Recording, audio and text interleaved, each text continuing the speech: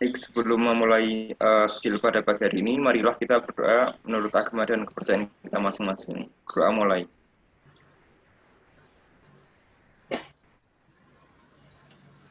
Doa selesai, silahkan dok, boleh dimulai dok. Ya, bismillahirrahmanirrahim. Assalamualaikum warahmatullahi wabarakatuh. Waalaikumsalam warahmatullahi wabarakatuh, dokter. Dan ini kita akan belajar bersama ya tentang pemeriksaan fisik terkait dengan keluhan nyeri pinggang. Ya, nah saya mau tanya nih, nyeri pinggang. Kalau kita melihat etiologi ya sebelumnya, kalau ada pasien datang dengan nyeri pinggang itu sebenarnya apa yang kalian pikirkan tentang etiologi dari nyeri pinggang itu? Ilham, silakan. Dari mungkin kalau pemikiran saya orang nyeri pinggang, kalau bahasa awamnya mungkin dia salah tidur, terus dia juga bisa kekurangan minum karena ada gangguan dari fungsi ginjalnya, terus dia juga mungkin ada trauma juga, dan biasanya dia juga sering ini dok, sering kebanyakan duduk dokter, kebanyakan dokter. Ya, kebanyakan duduk. Mungkin kebanyakan duduk, kurang tidur. Bentar ya. Gitu, dokter.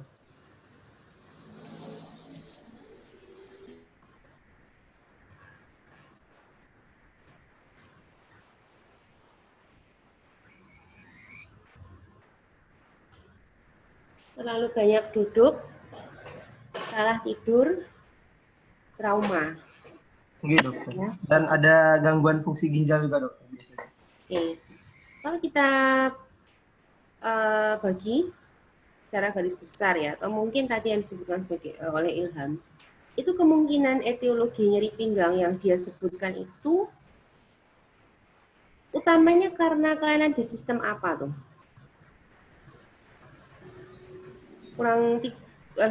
Salah tidur, posisi tidur, trauma, lalu apa tadi, kebanyakan duduk. Itu kalau kita bayangkan itu sebenarnya kelainannya terutama pada sistem apa? Yang kalau untuk yang itu dulu. Mungkin bisa saja sistem persarafannya dokter tersebut, kalau tidak dari sistem muskuloskeletalnya dokter. Nah, muskuloskeletal ya, Pak, kita lihat ya. Jadi dari dia kurang tidur, salah posisi tidur, trauma, lalu apa tadi, kebanyakan duduk. Kalau kita bayangkan mungkin sistem muskuloskeletalnya. Tetapi juga kita juga harus berpikir apakah ini hanya terkait dengan sistem muskuloskeletalnya, ototnya saja yang salah posisi, atau mungkin tendonya yang salah ya, yang habis olahraga kemudian terpelintir, ataukah mungkin terkait dengan trauma, mungkin tulangnya yang tidak betul, ada fraktur, atau mungkin tulangnya tidak benar karena proses degeneratif, karena osteoartritis dan sebagainya. Yang pertama, nanti kalau terkait dengan etiologi kita akan mencari tahu apakah nyeri pinggangnya terkait dengan kelainan muskuloskeletal. Yang kedua, tadi disebutkan oleh Farid, Farid, kemungkinan yang lain etiologi dari nyeri pinggang adalah terkait dengan sarafnya, terjepit ya, atau mungkin gimana? Ya, prinsipnya adalah sebenarnya kita mencari tahu pada pemeriksaan pasien yang datang ke kita dengan nyeri pinggang, itu sebenarnya kelainannya pada muskuloskeletal, sistem saraf, atau dua-duanya juga bisa terjadi pada satu orang pasien. Nah, kalau tadi disebutkan mungkin dia kurang minum dan sebagainya, kelainan ginjal, oke, kita mungkin berpikir pada sistem lain, ya. Tentunya setelah kita menyingkirkan dari bagian, kalau kayak kita dari bagian neurologi, kita akan cari dulu apakah memang ada sesuatu nih di bagian sarafnya. Kalau ternyata tidak ada, mungkin kita baru berpikir barangkali suatu nyeri penjalaran atau refer pain dari tempat lain. Nah, tapi di bagian kita prinsipnya adalah dua ini. Sehingga nanti dalam menentukan etiologi dari nyeri pinggang atau back pain, low back pain, itu penting sekali. Yang pertama adalah dalam penegakan diagnosisnya penting sekali adalah Aprilia. Pertama tentunya anamnesis, dok. Ya. Kemudian pemeriksaan fisik neurologi. Ya, betul. Anamnesis dan pemeriksaan fisik ditambah dengan nanti bila perlu kita melakukan pemeriksaan pinggang. Aprilia, coba sebutkan bagaimana kita bisa memperkirakan bahwa seorang pasien yang datang ke kita dengan nyeri pinggang itu, oh ini nyeri pinggangnya adalah nyeri pinggang karena muskuloskeletal, oh ini nyeri pinggangnya adalah nyeri pinggang karena suatu kelainan saraf. Terutama radix ya biasanya. Ya, silahkan April. Yang pertama tentunya kalau anamnesis itu dimulai dari keluhannya, kemudian sejak kapan, kemudian untuk membandingkan itu kita tanya nyeri pinggangnya itu seperti apa. Biasanya kalau pada kelainan syaraf itu nyeri pinggangnya biasa menjalar, Dok. Misalkan pada kelainan di dermatom S5 ataupun L1 pada NP itu kan dimulainya dari bokong kemudian menjalar ke bawah. Kemudian tanya juga habis ngapain, kalau misalkan misal dia habis angkat berat ataupun salah tidur gitu kan beda dengan keluhan kalau misalkan kelainan muskuloskeletal seperti itu. Onsetnya, oke. Onsetnya bagaimana? Kalau untuk nyeri pinggang yang dikarenakan proses muskuloskeletal dan nyeri pinggang yang disebabkan karena mungkin kelainan saraf, bagaimana onsetnya? Kalau misalkan pada yang kelainan syaraf itu biasanya bisa mendadak, Dok. Kalau muskuloskeletal? Muskuloskeletal tergantung dianya habis ngapain, Dok. Biasanya kalau misalkan ada terkilir atau seperti itu. Ya, ada yang mau bantu? April tentang terkait dengan onset.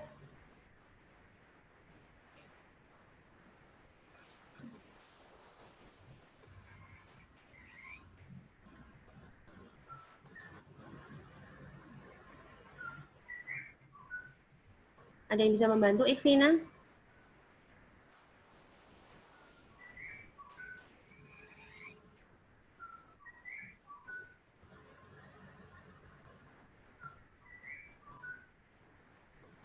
Iya.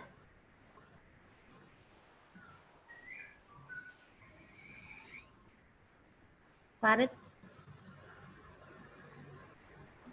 Jadi kalau menurut saya, ya, kalau muskuloskeletal itu serangannya juga bisa mendadak, dokter. Kayak misalnya kita lagi melakukan suatu hal atau melakukan pekerjaan yang mungkin kita tidak menyadari kalau itu tuh melebihi dari kapasitas kita. Itu kan serangannya bisa tiba-tiba mendadak gitu, kayak tiba-tiba nyeri pada bagian belakang karena ada terjadinya mungkin dari stretching atau kontraksi otot yang terus-menerus itu kan bisa menyebabkan nyeri yang tiba-tiba itu, dokter. Oke, kalau nyeri radikuler atau nyeri neuropatik? Kalau nyeri neuropatik itu kalau menurut saya itu ada suatu prognosisnya sendiri, dokter. Kayak lama-kelamaan itu kayak bisa makin berat tergantung dari etiologinya. Kalau misalnya etiologinya dari adanya misalnya terhimpit oleh suatu terkompresi oleh suatu otot atau mungkin terkompresi oleh suatu kayak adanya fraktur, itu lama-kelamaan kalau misalnya etiologi itu semakin berat, maka nyerinya itu akan mengikuti semakin berat juga, dokter. Iya. Jadi kalau orang salah tidur tuh ya habis tidur nyeri. Orang trauma habis trauma sakit. Ya tentunya kalau nyeri muskuloskeletal sifatnya akan lebih, kita bisa bayangkan lebih akut. Sedangkan kalau nyeri yang neuropatik, apa tuh bedanya nyeri neuropatik dan nyeri muskuloskeletal? Nanti dijawab ya Nurul. Kalau kemudian kita bicara tentang nyeri neuropatik, nyeri yang dikarenakan kelainan saraf, tentu dia bisa diawali dari nyeri muskuloskeletal dulu yang kemudian mengakibatkan segmen sarafnya terkena. Jadi dia akan berjalan itu dan kemudian menjadi kronik. Ya, seperti itu. Awalnya mungkin kesemutan, lama-lama menjadi tebal, lama-lama nyerinya jadi tersayat-sayat rasanya, Dok. Karena semakin banyak bagian dari saraf yang terkena. Memang masih sangat mungkin awalnya dimungkinkan adanya suatu nyeri muskuloskeletal dulu. Contoh tadi dia jatuh dulu, jalur darah pinggang. Nyeri pinggang dulu, nyerinya low back pain, ternyata diperiksa, oh tidak ada nyeri radikuler. Karena sifatnya masih muskuloskeletal. Tapi ternyata nyeri itu berakibat pada adanya penekanan saraf di beberapa waktu kemudian. Misalnya tidak diobati, salah diobati, dipijat, akibatnya terjadi kompresi pada saraf. Nah, disitulah mulai muncul ada kelainan-kelainan saraf dan sifatnya biasanya akan menjadi lebih kronis. Paham ya? Contoh di tangan, CTS nih. Dia awalnya mungkin dari trauma muskuloskeletal dulu, melakukan aktivitas menggunakan tangan terlalu banyak. Misalnya dia seorang tugas catering, dia seorang ibu rumah tangga yang pekerjaannya banyak, awalnya nyeri dulu, tangannya sering nyeri. Lama-lama terasa kok saya ngerasa dari jari saya ini agak tebal-tebal, kemudian kesemutan ya, daerah tertentu nih. Nah, mulai muncul rasa kelainan sensibilitasnya. Ya, ada rasa kesemutan tebal. Kemudian lama-lama diikuti dengan rasa tersayat-sayat, rasanya seperti kesayat-sayat kadang-kadang. Nyeri yang sifatnya tajam. Nah, ini masuk yang kedua. Jadi ciri khas nyeri pada nyeri neuropati adalah nyerinya tajam. Tersayat-sayat, ya, rasanya panas, kesetrum. Ya, kayak gitu. Sedangkan kalau nyeri yang muskuloskeletal, sifatnya tumpul nyerinya. Pegel, kalau gitu ya. Pegel, kemang, apa ya, bahasa-bahasa yang mungkin disebut oleh pasien itu kan macam-macam tuh. Pegel, kemang, nyanteng. Nah, itu. Tapi kalau nyeri neuropatik, nyeri karena saraf, yang disebutkan nyerinya tajam. Rasanya tuh panas, Dok. Dingin sekali, kayak kesetrum, kayak kesayat-sayat. Nah, itu. Ya, itu harus dipahami dulu dalam anamnesis sehingga kalian akan bisa, oh kalau nyerinya begini, sudah agak lama, tidak barusan saja atau habis melakukan suatu tindakan mungkin yang menurut tadi dia tidak sengaja kemudian menimbulkan muscle strain. Nah, itu kita berpikir oh jangan-jangan nyerinya nyeri saraf nih, nyeri neuropatik. Ya. Oke, lalu tadi mungkin yang kedua yang selanjutnya setelah intensitasnya juga penjalarannya tadi. Kalau pada nyeri-nyeri yang dari neuropatik karena dia itu saraf itu berjalan ada dermatomnya, maka ada penjalaran nyeri sesuai dengan perjalanan dermatomnya. Nyerinya menjalar, dirasakan benar nggak Pak? Iya, dari mana? Dari bokong sampai ke kaki, Dok. Kakinya mana nih? Tungkai dan kaki sebelah mana? Tungkai dan kaki sebelah luar. Oh, kita langsung berpikir, oh berarti hanya situ saja. Dalamnya tidak sama sekali. Oke, berarti kita berpikir ini jangan-jangan L34, L45, ya, L5S1 mungkin dermatom. Jadi kita harus melihat kalau dia menjalar dia nyeri neuropatik. Kalau dia tidak menjalar, tumpul, oh ini nyerinya nyeri muskuloskeletal. Ya. Lalu tadi mungkin kita juga perlu menanyakan faktor-faktor yang menimbulkan nyerinya muncul, pencetus. Kalau pada nyeri-nyeri neuropati, ya karena kelainan pada radix misalnya, ketika dia melakukan suatu aktivitas tertentu, maka dia akan muncul, mencetuskan nyeri neuropatiknya. Contoh apa? Yang bisa menyebabkan nyeri neuropatik kalau dia low back pain. Low back pain dengan nyeri radikuler yang paling sering apa? Aktivitas apa yang mencetuskan penyakit? Yang mencetuskan klinisnya, nyerinya? Mungkin mengangkat barang-barang yang terlalu berat, Dok. Apalagi? Bisa saja karena jatuh, Dokter. Jadi terkena fraktur terus sarafnya terkompresi, Dokter, oleh ya, pencetusnya. Nyerinya itu akan semakin bertambah ketika dia melakukan suatu aktivitas tertentu. Contohnya?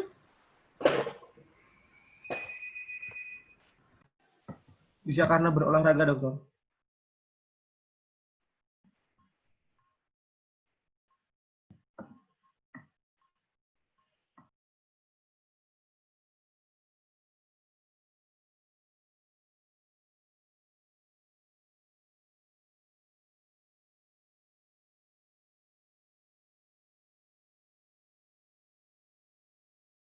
Bagas biasanya Bagas nih cemerlang sekali loh. Ayo, kalau pas video pintar banget. Ayo Gas, tunjukkan bahwa kamu sudah belajar banyak. Yuk.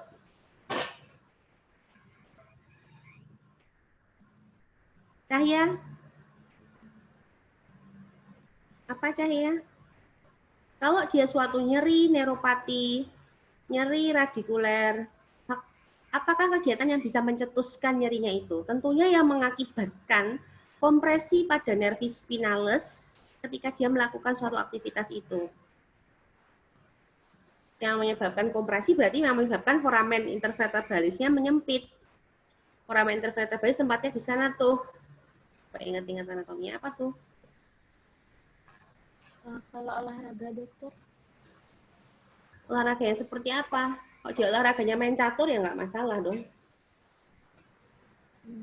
Olahraganya misalnya apa tuh? Yang mungkin bisa nyebabin kayak gitu. Balap motor gitu, Dok. Balap motor cross. Balap motor ya. Oke. Ya kan? Prinsipnya yang ini ya. Yang dia mengakibatkan jadi sakit tuh. Apa? kan dia kan sering loncat-loncat motor kan dok, dia kan kena duduk juga, mungkin terkompresi nanti dok. Ya, prinsipnya adalah yang mengakibatkan terjadinya aktivitas dari vertebra, gerakan dari vertebra yang berlebihan. Nggak usah olahraga pun bisa, dia batuk, dia mengejan, dia naik motor kemudian kejeglong, tahu ya kejeglong itu bahasanya apa toh? Kejeglong lah pokoknya. Sehingga menimbulkan adanya gerakan pada vertebrae, otomatis ya foramen intervertebranya menjadi sempit. Sehingga terjadilah kompresi atau entrapment dari nervus spinalis, di sini timbullah nyeri akhirnya. Nah, itu perlu ditanyakan, apakah nyerinya ini Pak bertambah berat ketika Bapak misalnya batuk, mengejan, bersin, kemudian tanpa sengaja Bapak naik motor, motornya kejeglong, tambah sakit enggak itu? Kalau kemudian dia tambah sakit dan timbul penjalaran, oh itu suatu nyeri neuropati. Neurofagiati apa pengertian nyeri muskuloskeletal dan apa pengertian nyeri neuropati?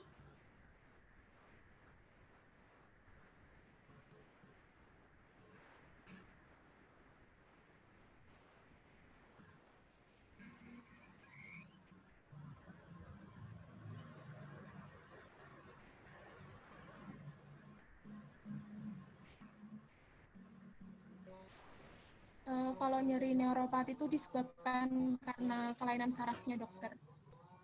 Kalau muskuloskeletal? Kalau muskuloskeletal itu biasanya karena tulang-tulangnya mengalami fraktur seperti itu. Ya, tidak harus fraktur.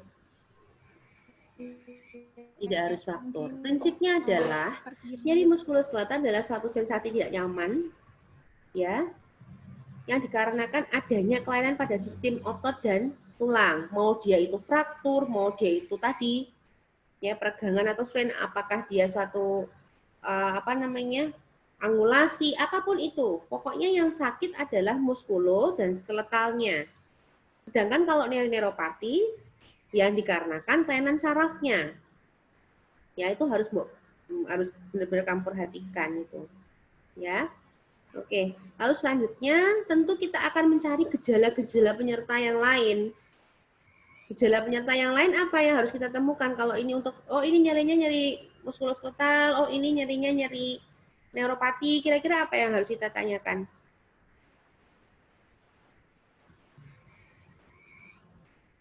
Ilham.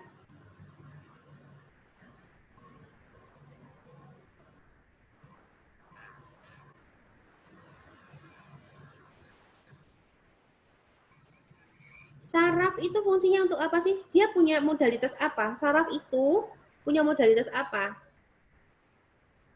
Modalitas yang dibawa oleh sistem saraf itu apa saja?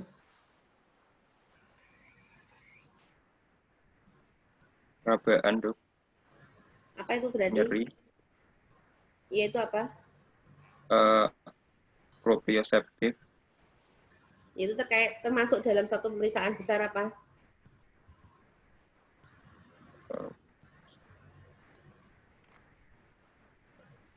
Sensoris mungkin, dok. Sensibilitas, sensorik. Jadi tanpa kamu sadari ya, manusia tuh kadang kurang bersyukur ya. Saya tuh kadang-kadang kalau kayak gini tuh ngerasa bahwa kita tuh sama sekali kadang-kadang syukurnya tuh sedikit sekali. Kita bisa ngerasain sesuatu manis, asin, bisa sakit kalau dicubit, bisa nyaman kalau dielus, bisa melihat, bisa mendengar, bisa apa ya, banyaklah semuanya. Ya, ternyata Allah kasih kita saraf yang pertama dia punya fungsi untuk sensibilitas. Bayangkan kalau dia tidak punya reseptor-reseptor di umum ya, protopati dan proprioseptif, dia nggak bisa ngerasa. Bayangin orang-orang neuropati DM yang berat itu, yang dia nggak bisa ngerasain bahkan sampai kakinya harus luka dan dia tidak terasa. Ya, ternyata saraf tuh tanpa kita sadari itu semua kerja saraf. Satu, sensibilitas. Yang kedua, apa yang bisa kamu bisa berjalan, kamu bisa mengedipkan mata, kamu bisa menelan, kamu bisa mengangkat, bahkan kamu bisa berolahraga. Matamu bisa mengangkat dengan baik, tidak menutup. Itu semua apa yang bekerja sebenarnya? Apa yang bekerja?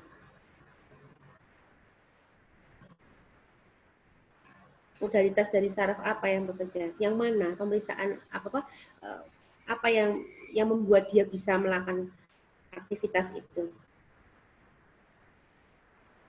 Ototnya gimana?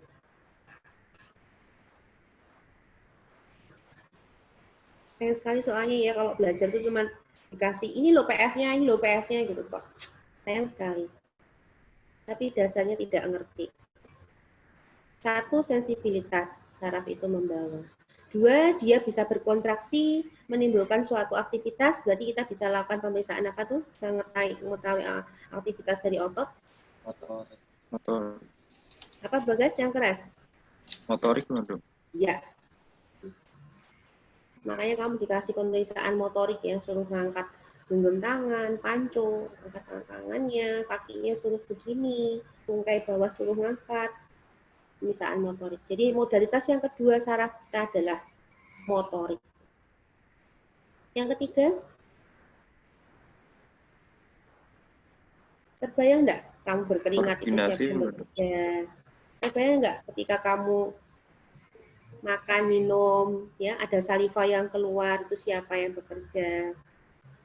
Terbayang ya ketika kamu lagi aktivitas olahraga, keringatmu keluar, siapa sih yang mengakibatkan sekresi keringat itu muncul?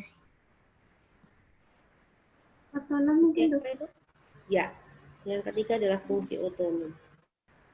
Jadi semua yang ada dalam tubuh kita, sistem dalam tubuh kita itu disuruh oleh saraf untuk bekerja. Ketiga adalah otonom. Kita bisa miksi, kita bisa defekasi. Kita pengen pipis, kita pengen buang air besar. Kita bisa menahan. Kalau suasana tidak menyenangkan atau suasana harus ditahan. Saya lagi ketemu dosen nih, nggak bisa nih, harus tahan dulu misalnya. Siapa yang kerja? Sarafnya yang nyuruh, otonom.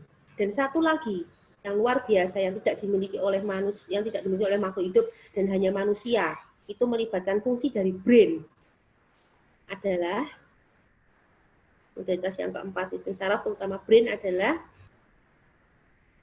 kamu bisa deg-degan ya, bisa merasakan jatuh cinta pada lawan jenismu. Kamu merasakan sayang pada ibumu, ditinggal ibu pergi, jauh kamu menangis. Ya, ketemu ibu salaman pada saat lebaran kamu menangis. Kamu saya ajak bicara begini, bisa menerima apa yang saya tanyakan, bisa mengolahnya, kemudian memberikan respon, bisa berpikir, itu adalah fungsi. Saya tidak langsung kamu menyadari enggak itu semua sebenarnya. Itu adalah fungsi luhur kita.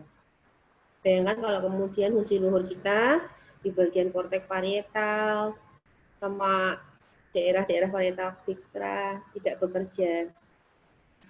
Ya, bagaimana? Jadi tidak bisa mengolah. Jadi 4 modalitas ini.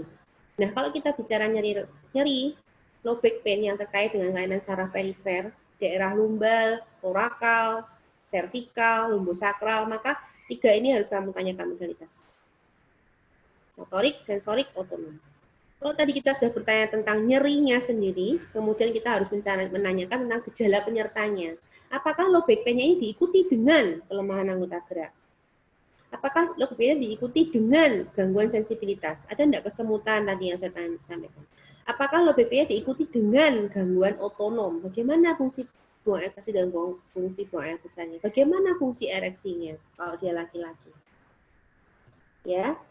Kalau kemudian ada klinis itu, kok ada kelemahan, ada gangguan sensibilitas, ada keluhan otonom, pikirkan, jangan-jangan ini adalah suatu kelainan pada sistem saraf.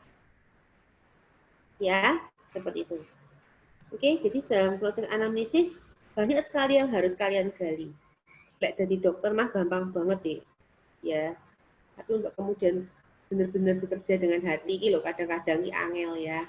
Makanya tak sampaikan di sini. Kalian harus betul-betul ketika kalian menemui kasus low back pain misalnya, tanyakan semuanya modalitas-modalitas yang dibawa oleh sistem saraf itu ada 4 itu. Kecuali kalau di daerah media spinalis ya nggak ada fungsi luhur ataupun saraf tepi. Ya, oke, saya rasa cukup overview-nya. Silakan dibuka Bagas, kan sudah dikasih link ya sama Dr. Zaki. untuk pemeriksaan nyeri pinggang ini. Bisa dibuka linknya, Bagas? Bisa dikasih? Bagas? Bagas? Dengar tadi dari sini, Dok. Iya? Sudah dikasih sama dokter Zaki toh linknya atau yang lain yang punya link untuk pemeriksaan nyeri pinggang?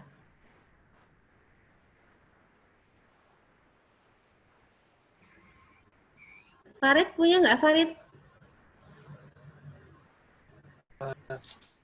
Tidak Intan? ada Tadi dokter, kata tapi dokter Zaki sudah. di WhatsApp dokter harus dibuka dulu dokter via itu dokter. Nah ya, coba saya malah nggak punya itu. Jadi saya buka dulu ya dokter, izin. Ya silahkan, nggak apa-apa. Oke sampai sini dulu sambil nunggu Farid. Apakah ada yang mau ditanyakan?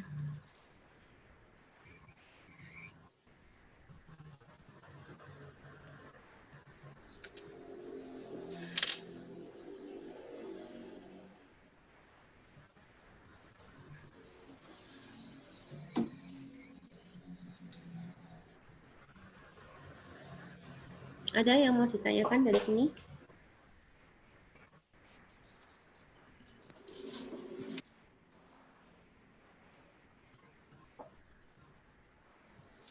Ini sudah dokter, ini saya share screen atau bagaimana nih? Ya silahkan di share screen aja. Oke, dokter. Ya.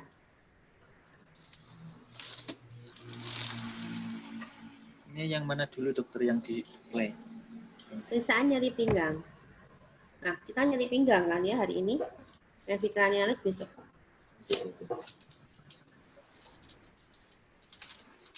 Kita lihat semua saja ya, termasuk anamnesisnya. Meskipun hari ini cuma PF, tapi kita lihat semuanya saja.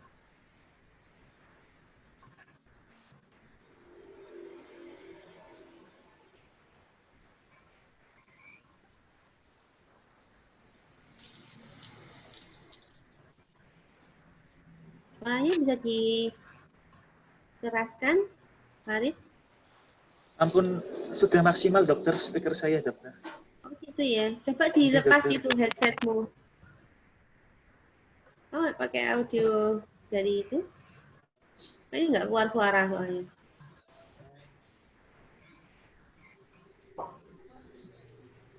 Bentar dokter. Ya.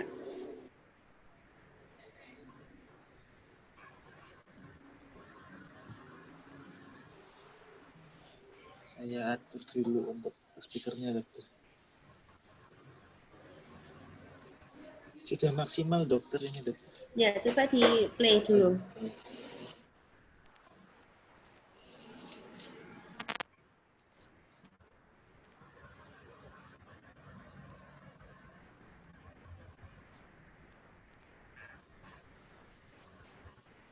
Yang lain dengar enggak?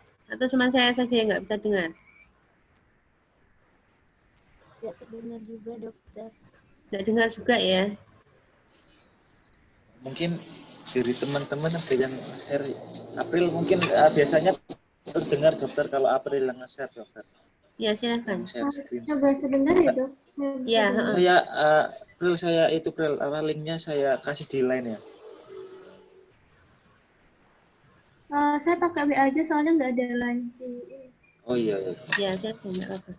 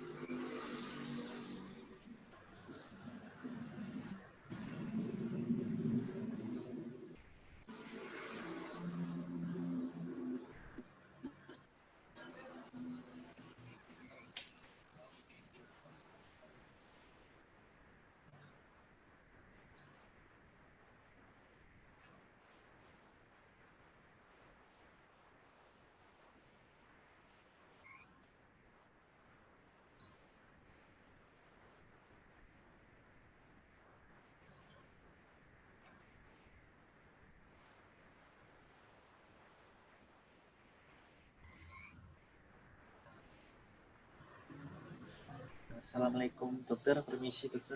Ya. Izin ke kamar mandi dokter untuk buang air kecil. Ya, silahkan. Dokter, dokter. Ya.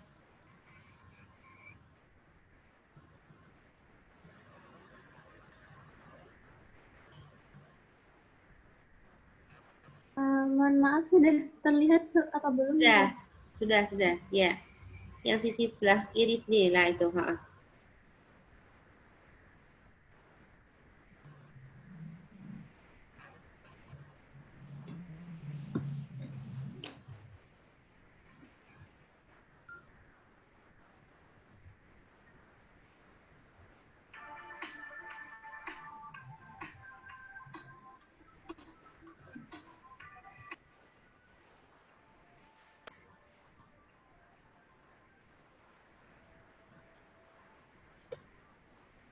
Assalamualaikum.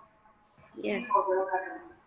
Saudara-saudara, kali ini kita akan berlatih melakukan pemeriksaan pada kasus nyeri pinggang.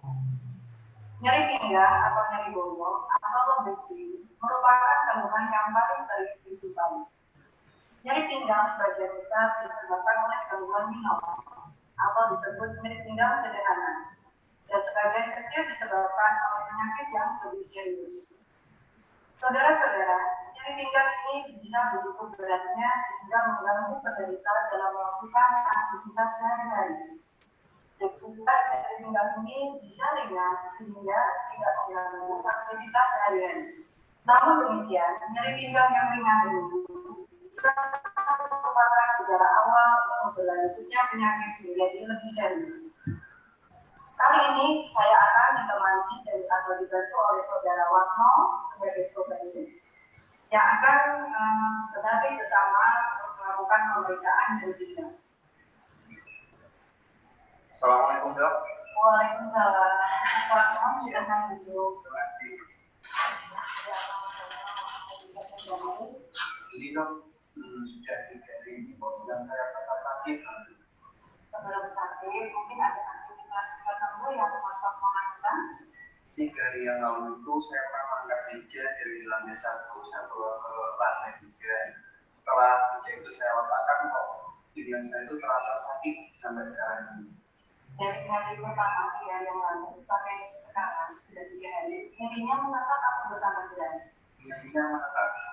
Kalau melakukan gerakan atau untuk melakukan aktivitas bertambah nyeri? Kalau untuk melakukan itu bertambah nyeri. Kemudian kalau untuk berbaring, tiduran? Itu enak rasanya. Lebih enak ya? Selama 3 hari ini mungkin Mas Ratna sudah pernah minum obat atau dipijat? Sama sekali belum. Jadi baru sekarang ini Mas Ratna mau berobat ya? Oke, ini Mas Ratna saya akan melakukan pemeriksaan pada Mas Ratna. Tapi mungkin di rumah bantuan Mas Ratna untuk membuka baju bagian.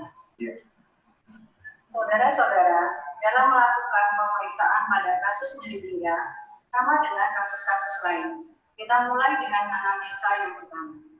Kedua, perhatian khusus kita berikan kepada inspeksi dan palpasi. Ketiga, kita melakukan pemeriksaan range of movement atau lingkup gerak sendi. Keempat, kita melakukan memeriksa kekuatan. Kelima, kita melakukan pemeriksaan sensibilitas. Keenam, kita melakukan refleks fisiologis dan patologis. Dan yang terakhir, kita melakukan pemeriksaan khusus untuk nyeri pinggang.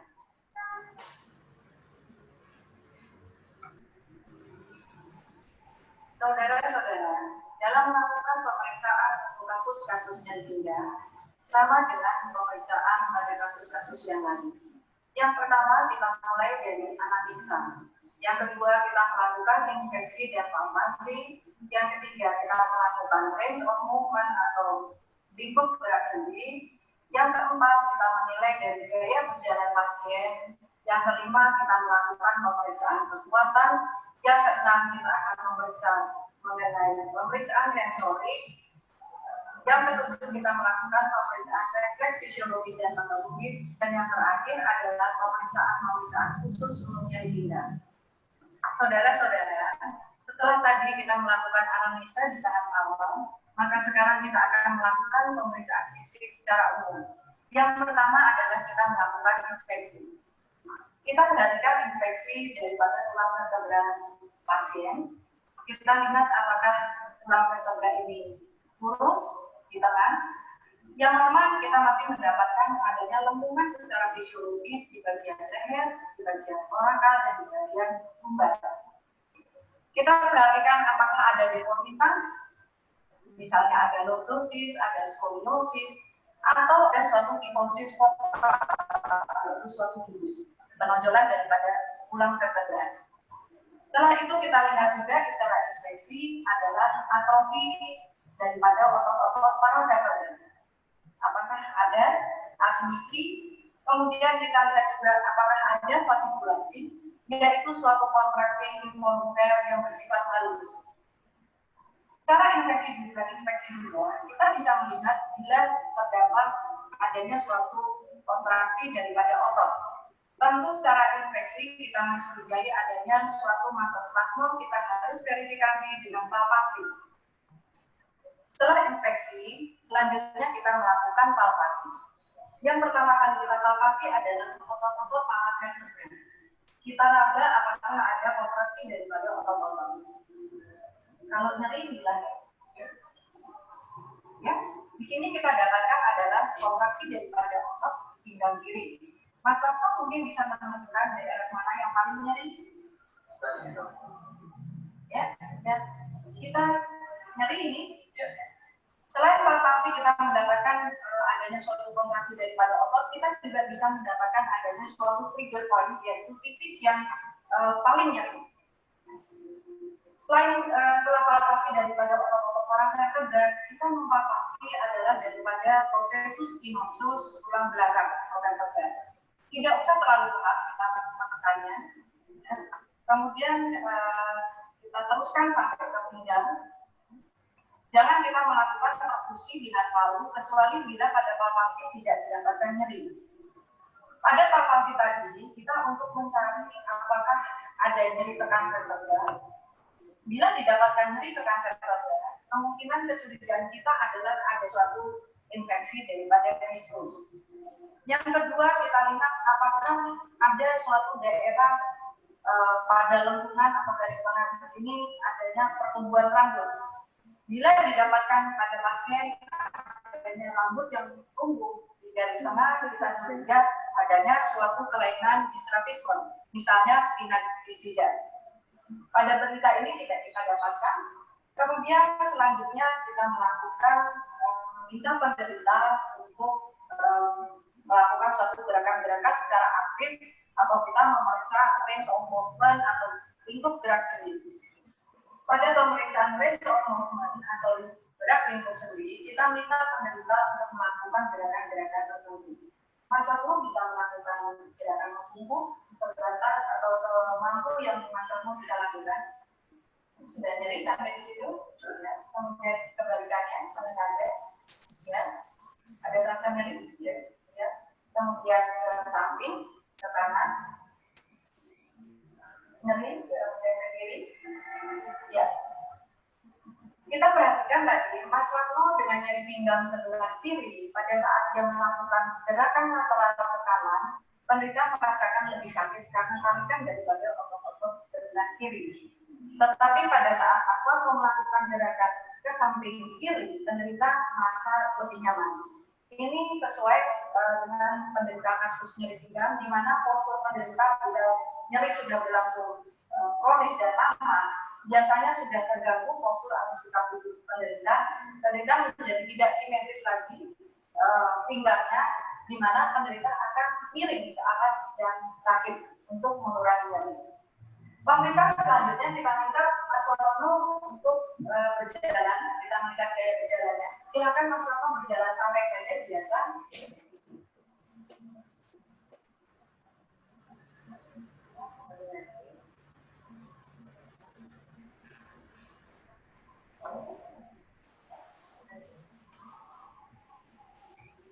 Ya. Sekarang Mas Waktu coba lakukan berjalan dengan jinjit dengan kemudian ya. Silakan Mas Waktu berjalan dengan jinjit. Kita perhatikan apakah penderita masih mampu berjalan dengan ujung jari. Di sini kita menilai adalah integritas daripada radix L5S1, yaitu kekuatan dari otot gastrocnemius. Ya. Terima kasih Mas Wanto. Sekarang coba Mas Wanto berjalan dengan tumit atau tungkak. Ya. Di sini kita menilai pada saat pasien kita minta berjalan dengan tumit adalah untuk menilai integritas daripada radix L4 L5. Di sini kita menilai adalah kekuatan muskulus tibialis anterior. Ya, masih bisa. Terima kasih, Mas Wanto. Mas Wanto sekarang bisa melakukan gerakan jongkok bangun. Ya, perlahan-lahan saja Mas Wanto sekarang bangun. Ya, lakukan lagi, jongkok lagi. Pada saat pasien melakukan ini, kita lihat apakah penderita tanpa kesulitan melakukan gerakan tersebut. Yang kita nilai adalah integritas daripada radix L2 sampai L1. Di sini kita melihat adalah kekuatan daripada otot-otot proksimal daripada tukai bawah. Pemeriksaan refleks movement selesai. Kita lanjutkan dengan pemeriksaan refleks. Saudara, pemeriksaan refleks fisiologis yang kita lakukan untuk kasus nyeri pinggang tentu saja adalah refleks fisiologis pada tukai bawah. Ya. Yang kita lakukan adalah langsung masuk kepada pemeriksaan nyeri namun pada pinggangnya. kali ini saya tidak akan memperagakan pemeriksaan untuk refleks fisiologis dan patologis. Mana dokter? Langsung dipercepat ke pemeriksaan nyeri pinggangnya. Pada sensorik, maka lakukan data pemeriksaan atau tes palpata. Nah ini. Kita minta penderita untuk membedakan dengan menahan nafas. Kalau pasien agak sulit melakukan, kita bisa minta penderita untuk menutup hidung yang memastikan penderita menahan nafas, kemudian kita mengukur. Mas Wanto mungkin bisa kemudian dengan menahan nafas, boleh ditutup hidungnya, kemudian dinahan dengan mulut tertutup.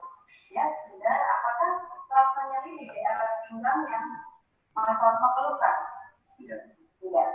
Saudara, pemeriksaan falsafah ini dengan tindakan tadi akan meningkatkan tekanan intratekal.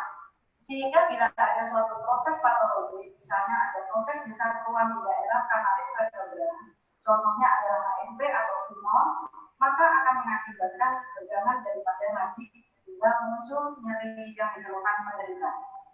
Yang kedua adalah pemeriksaan oksigen. Pemeriksaan oksigen kita tekan vena jugularis kanan dan kiri selama 1 menit. Kemudian di akhir penekanan kita minta penderita untuk menghindar sejenak. Setelah itu kita menanyakan kepada penderita apakah penderita merasakan nyeri di daerah pinggang. Tidak.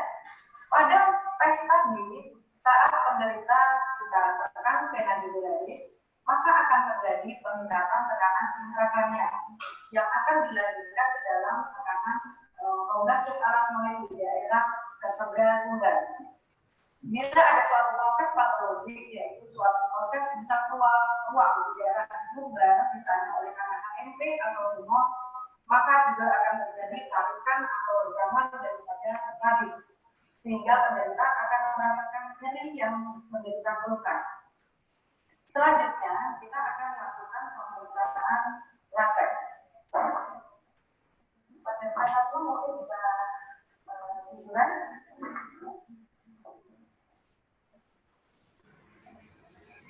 Pemeriksaan pertama yang akan kita lakukan adalah tes laser, yaitu dengan memperhatikan tukai bawah penderita pada sisi panggung dengan lutut tetap ekstensi, supaya lutut tegak, menepuk maka tangan kiri kita letakkan di atas lutut, kemudian kita angkat. Kita tanyakan pada penderita apakah penderita merasakan nyeri pada bokong yang tukainya kita angkat, atau ada nyeri dengan bokong? Tidak. Saudara, tes konsep ini dikatakan positif bila pada saat kita angkat tukai bawah ini penderita merasakan nyeri di daerah bokong yang menjalar ke belakang paha atau belakang sampai ke bawah, sesuai dengan distribusi nervus ischiadus. Karena dengan manuver tadi atau gerakan tadi, kita melakukan peredaman pada nervus ischiadus, sehingga bila terjadi suatu inflamasi yang menyebabkan nervus ischiadus, penderita akan merasakan nyeri sesuai dengan distribusinya. Paling yang dikatakan positif kita tulis atau kita catat berapa derajat yang sudut yang ditutup antara tungkai dengan bidang datar. Misalnya di sini penelitian masyarakat tadi, maka kita catat di sini kira-kira ada 30 derajat. Jadi kita katakan lasek positif 30 derajat. Ada modifikasi daripada lasek, yaitu tes berat. Di sini kita mendosong teknikan daripada kaki sehingga sekaligus lebih teredam lagi. Sama caranya seperti tadi, cuma kita lakukan dosong fleksi daripada kaki. Kita tanyakan kepada pemerintah apakah pemerintah merasakan nyeri di daerah bokong yang menjalar ke bawah. Rasa nyeri apa toh? Iya. Ini adalah tes modifikasi daripada tes yang kita sebut tes derajat. Yang lain adalah tes komponen atau lasek silang. Bila kita ekstensikan satu tungkai seperti tadi lasek, tetapi nyeri yang dirasakan oleh pemerintah adalah pada bokong kontralateral, pada tungkai kontralateral. Misalnya penderita merasakan atau mengeluh nyeri pinggang yang menjalar ke tungkai sebelah kanan, kemudian kita lakukan ekstensi daripada tungkai yang sehat, maka akan dirasakan nyeri bokong yang menjalar ke tungkai yang bawah pada tungkai kontralateral.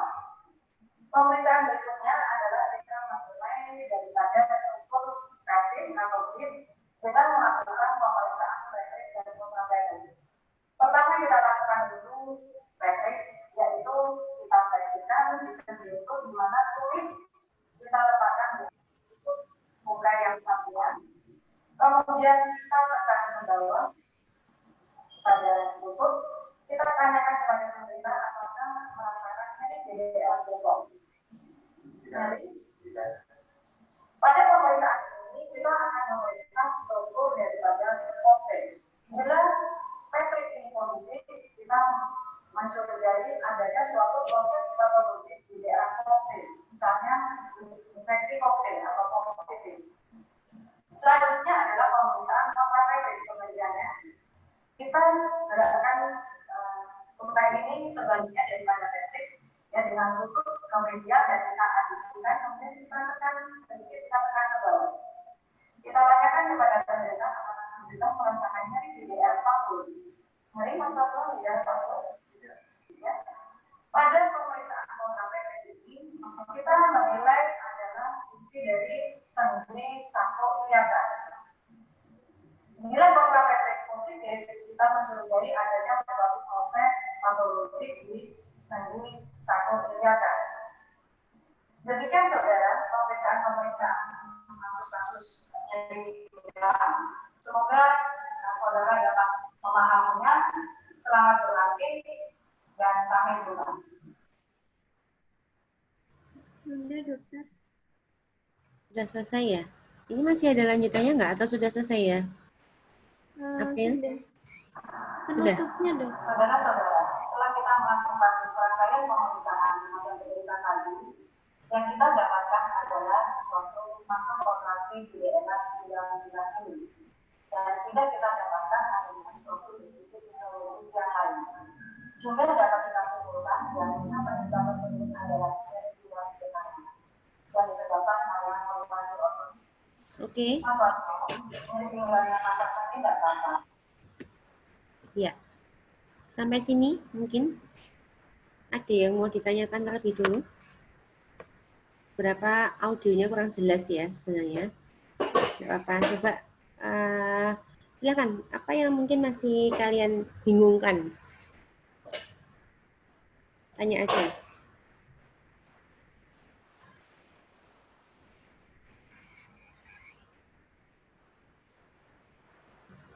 Ternyata bikin soal pertanyaan itu susah ya. Suruh tanya nggak ada yang nanya. Ini ditanya pada bingung semua. Ayo.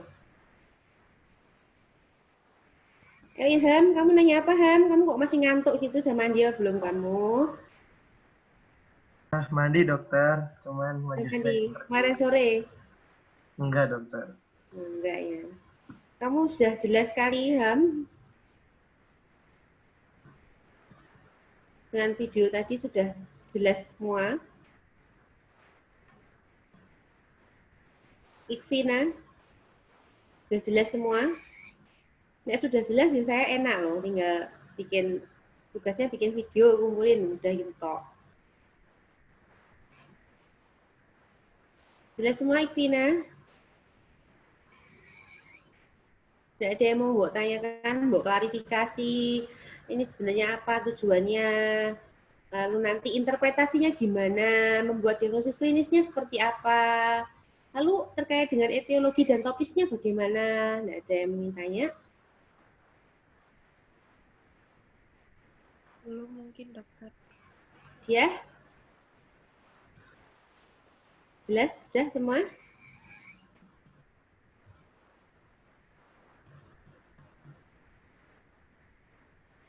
Farid?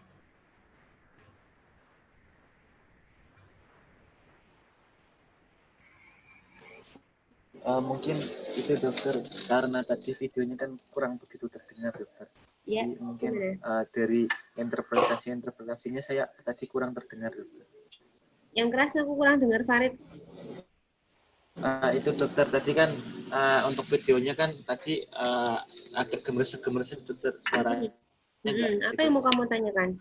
Itu mungkin dari interpretasinya dari tadi saya baru yang terdengar itu yang jelas itu baru yang tes zikir yang itu penekanan pada itu dokter, daerah leher itu jadi dokter yang kalau yang lain itu kayak tadi kurang apa gimana ya, suaranya itu nggak begitu jelas gitu. Oke. Cuma lihat dari yang mau bertanya, Nurul, ada yang kamu tanyakan?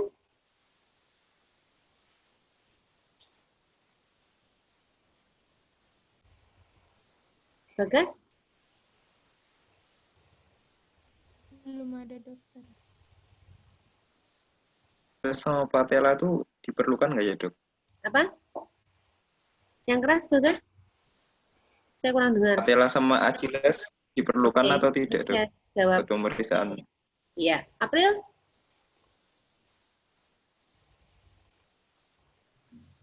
Belum ada dok. Belum ada. Cahya? Belum ada dok.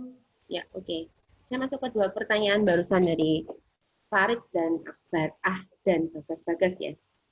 Jadi, setelah tadi kita proses analisis, onset, lokasi, penjalaran, faktor yang memperberat dan memperingan, pencetusnya apa, gejala penyertanya seperti apa, ya. Lalu kemudian kita masuk ke pemeriksaan fisik.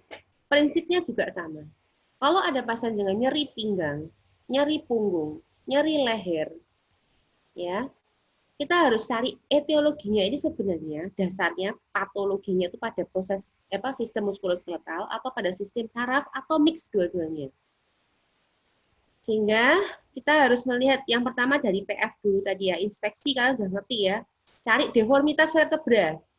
Suatu nyeri itu menimbulkan stres, nggak cuma buat pasiennya, dokternya pun stres. Diobati berbulan-bulan enggak mari-mari, terutama kalau nyeri neuropatik, tak bilangin. Nanti datang ke kamu seminggu nggak sembuh, seminggu nggak tambah sembuh, tambah jelek seminggu, dan seterusnya sampai akhirnya kamu budrek, mau konsulkan ke spesialis saraf. Mau pindahkan bludreknya ke spesialis sarafnya ya, gitu. Karena pain itu sifatnya memang kalau dia terkait dengan neuropatik pain, dia akan lama tuh, nggak baik-baik. Ya, makanya nyeri yang lama akan menimbulkan suatu kompensasi dari tubuh kita, mengurangi rasa nyerinya. Misal, nyeri pinggang sisi kiri, dia akan lebih enak tuh gini terus. Perempuan-perempuan tuh kalau menstruasi sering megangin perutnya enggak sih? Perempuan-perempuan tuh yang perempuan siapa? Kalau mens nih posisimu, mesti gini terus loh. Sakit. Sakit banget sakit. Pasti akan berusaha untuk mengkompensasi rasa nyerinya, mengurangi rasa nyerinya itu dengan mengkompensasi tubuhnya. Makanya pada suatu waktu, maka dia akan menimbulkan suatu perubahan posisi, karena ada muscle sprain tadi, posisinya akan berubah, posturnya akan berubah, maka timbullah deformitas.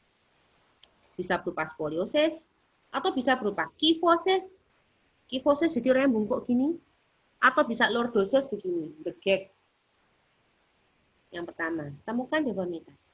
Yang kedua, temukan apakah ada spasme atau kontraksi otot paravertebral. Lihat tuh. Kalau orang nyeri, pasti ototnya spasme. ototnya kontraksi. Pada tempat yang nyeri tadi itu akan ada kontraksi. Misal di pinggang kiri, dia akan kontraksi. Kamu akan bisa melihat pemendekan. Selain pemendekan, mungkin dia akan ada postur tadi yang berubah. Ya, kalau sudah begitu, maka akan terjadi kerusakan pada sistem saraf juga. Kalau dia LMN, maka dalam waktu yang lama, LMN, lower motor neuron, maka akan menimbulkan atrofi. Ya, LMN itu dimulai dari mana saja? Loh, saya tanya dulu nih. Saya lower motor neuron. Lesi pada lower motor neuron. Itu dimulai dari mana sampai mana?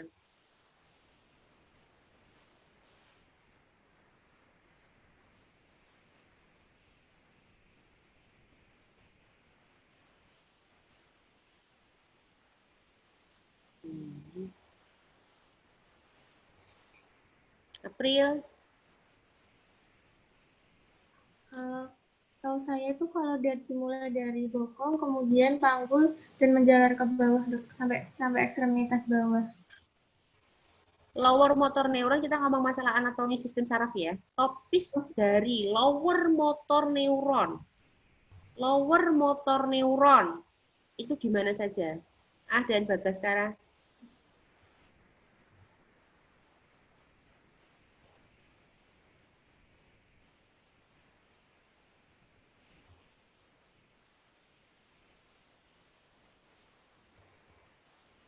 Nurul.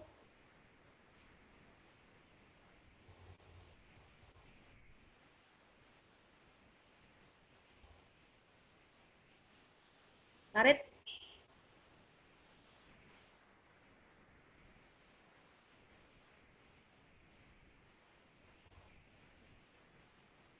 Iya. Pas semua di kiri. Vina.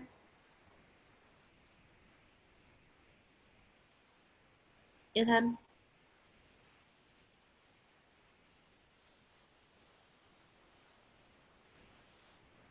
Kalau upper motor neuron. Ilham. Karena ini akan sangat penting gue dengan pertanyaannya Bagas tadi. Akan sangat penting dengan pertanyaannya Bagas, bukan hanya sekedar menghafalkan saja. Ya, Bagas tanya, apa perlu dok kita melakukan misalnya refleks fisiologis atau logis, tak jawab. Tapi kamu harus tahu dasarnya dulu. Ngapain kamu periksa RF dan RT? Kalau nggak tahu dasarnya, ya main sekedar ngapalin. Nggak ada kepentingannya kok bareng saraf lali. Nah, aku sing dosa aku nggak diajari guru neo. Gitu. Ayo. Dokter, kalau ya. Dari yang ULMN itu ya. awalnya itu dari medula spinalis ke atau dalam kalau misalnya pada persarafan cranialis itu pada nukleus motorik cranialis nanti menuju ke otot-otot yang berkaitan dari apa yang di kayak misalnya nervus yang akan mempersarafi otot mana itu tuh. Oke, hampir benar. Bagas. Otak sampai midbrain atau bukan dok? Yang mana tuh? Yang upper motor neuron. Ya, boleh. Tapi kurang betul. Siapa lagi?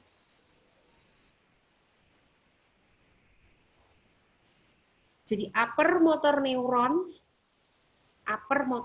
itu dimulai dari brain, tingkat korteks, ya, brain, korteks, garis ke bawahnya, corticospinalis, semuanya, korteks, ya, midbrain, brainstem, sampai dengan medula spinalis, meninggalkan bagian kornu anterior medula spinalis pada neuron motoriknya.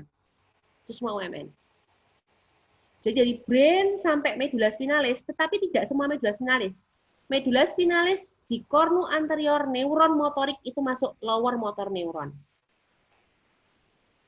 Ya, brain sampai dengan medula spinalis, kecuali medula spinalis di bagian kornu anterior neuron motorik.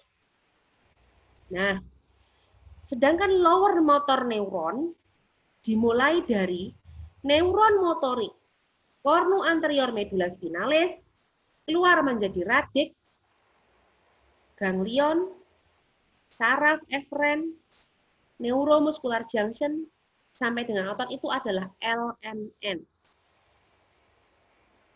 Atau tadi disebut sama Farid, mulai dari nucleus nervi cranialis yang berada di brainstem, nukleusnya ya, kemudian dia menjalar menjadi saraf eferen sesuai dengan saraf-saraf nervi cranialis tadi, ke otot yang dipersarafi itu adalah LMN.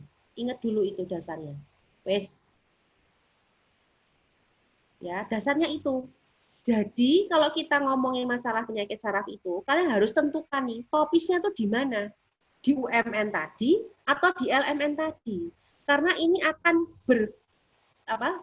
berhubungan dengan pemeriksaan fisik yang kita temukan. Akan kongruen dengan pemeriksaan fisik yang kita temukan, terutama nanti dalam pemeriksaan motorik, salah satunya adalah refleks itu. Sampai sini ada yang tanya. Nyeri pinggang yang sedang kita bahas, terutama adalah etiologi yang paling sering kita temukan terkait dengan nyeri pinggang adalah lesi lower motor neuron. Topis yang paling sering adalah lesi pada saraf ya, adalah lower motor neuron. Berarti mulai dari kornu anterior, medula spinalis yang neuron motorik sampai dengan di otot. Itu yang paling sering. Meskipun ada beberapa nyeri pinggang itu yang kausanya upper motor neuron, tapi paling sering adalah di lower motor neuron. Jadi dari mulai kornu anterior medula spinalis yang neuron motorik sampai dengan otot. Bayangin dulu ya, ini kayak kabel gitu loh. Bayangin dulu.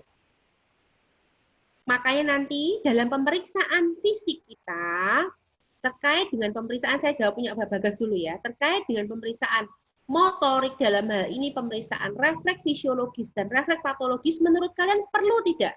Bam, jawab.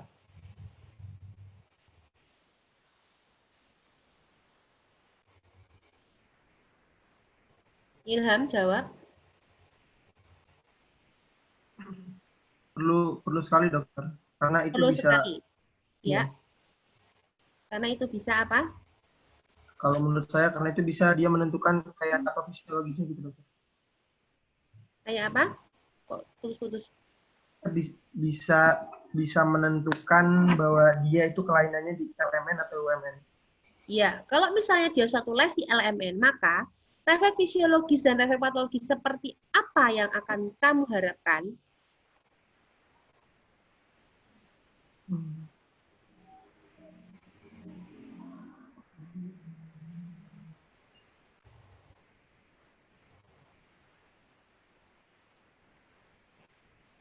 Kalau UMN itu untuk adanya hipertonus dokter.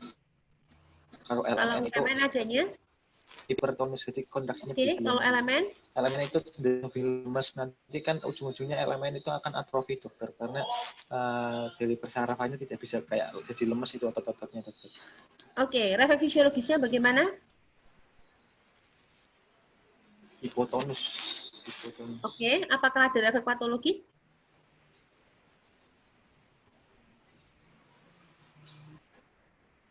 Kalau yang UMN itu ada dong, kalau yang LMN-nya tidak ada, tahu saya. Ya, oke. Itu jawabannya, sudah jawab sendiri lah temanmu, Bagas. Jadi kenapa penting harus dilakukan, tidak cuman ya boleh nggak, boleh tidak, boleh ya, boleh tidak. Oh, enggak.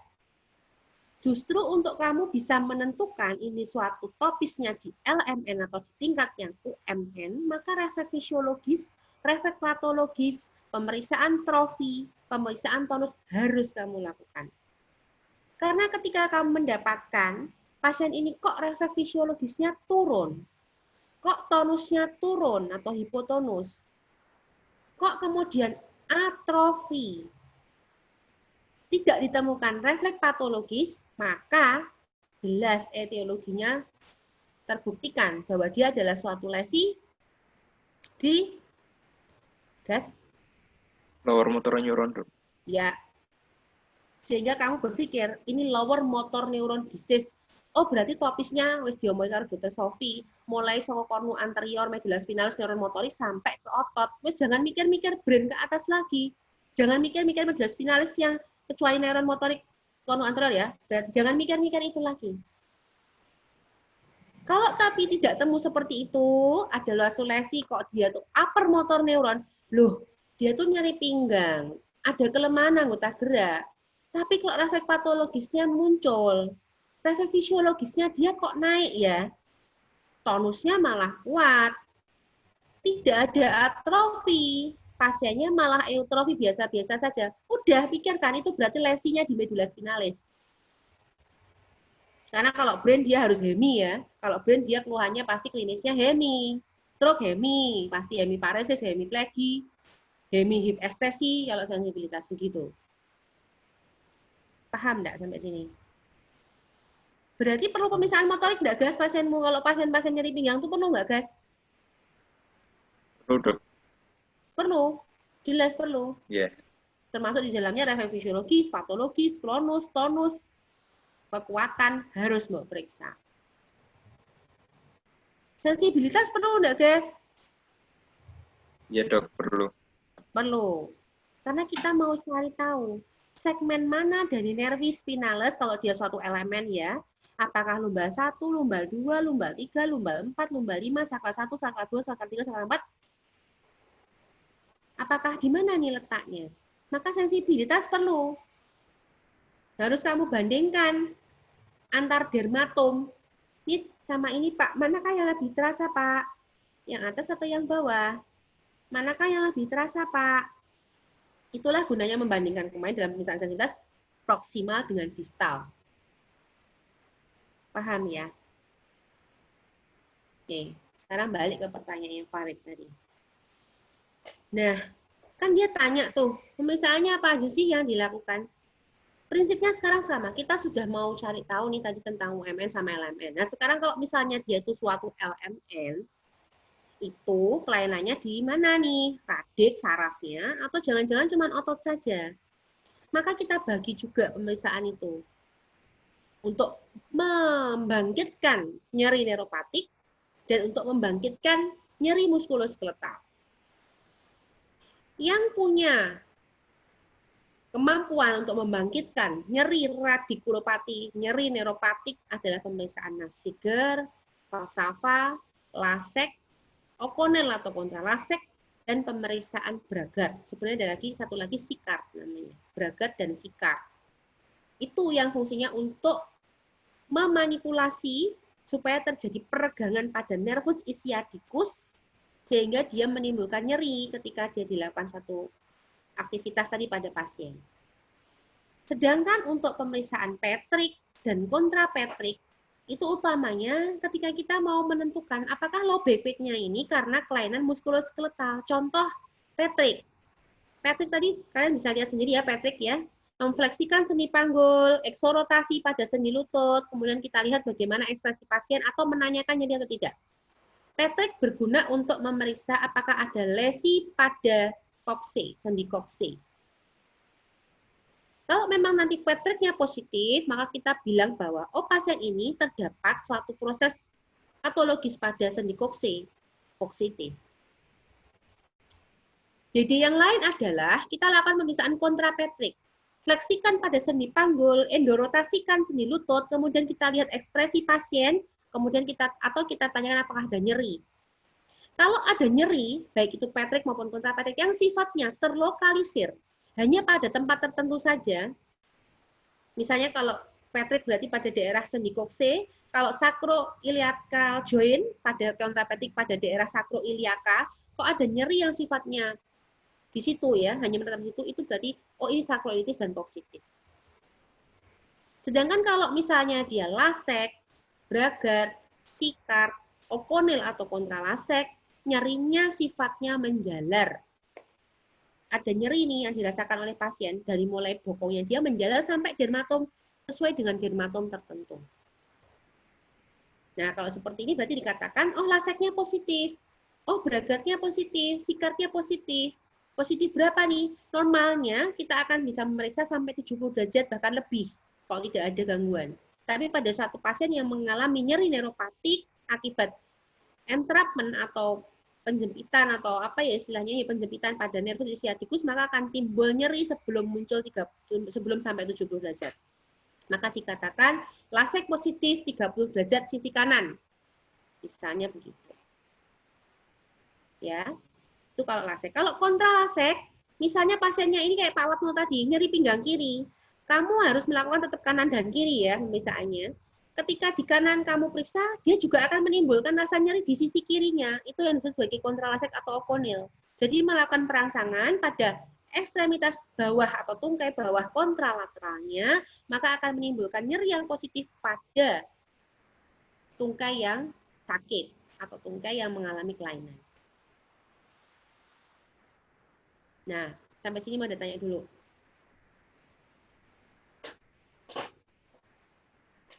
Jelas nggak? Nggak ada tanya?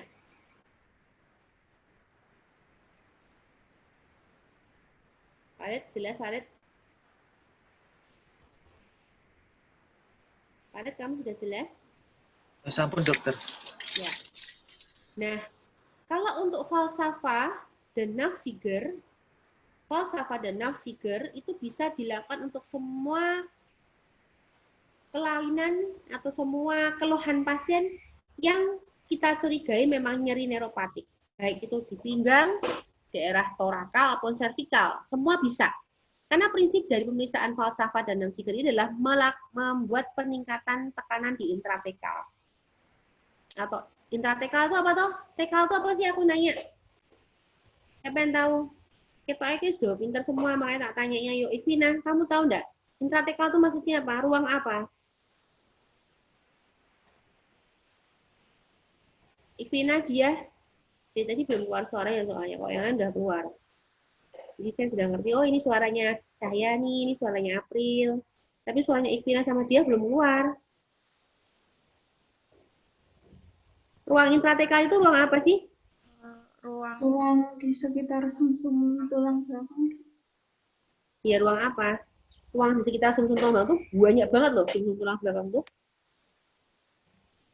Ruangan apa? Di bawah kulit bukan? Apa? Di bawah kulit. Intratekal sumsum tulang belakang tuh yang mana yang mau maksudkan, Dek?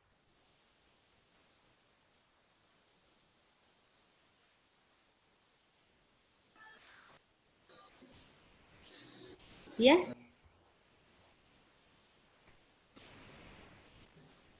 Mungkin itu dokter di salurannya dari medula spinalis di dalamnya kan kalau tidak salah itu ada suatu saluran LCS juga dokter. Ya. Nah, itu di mana situ, tuh mengalirnya? Di situ. Ruang dokter. apa? Ruang saluran yang LCS. Oh. Aduh. Gas. Intratekal dong. Jadi apa nama lainnya intratekal kuwi?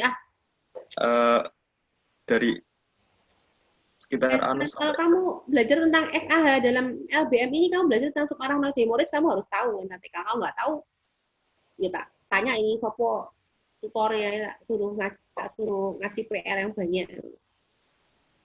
Iya apa? Bagas? Gak pindah. Atau sinau ini ya, Bagas? Gas malah di mute. Tadi disebut saya Farid itu udah lumayan tuh, udah lumayan betul itu. Tapi apa mau ruangannya tikal itu? Kok ya orang ngerti gitu? Ya, tuh dijawab sama saya. Yang keras saya. Yang keras saya. Kamu ngomong apa? Ruang apa? Ruang subarachnoid. Ya, ruang subarachnoid. Astagfirullah. Ruang subarachnoid. Kenapa? Kok bisa? Pertanyaannya. Kok bisa falsafah dan nafsiger dengan cara, Pak, tolong ya, tarik nafas panjang, kemudian mengejan, tapi jangan sampai keluar nafasnya dari hidung.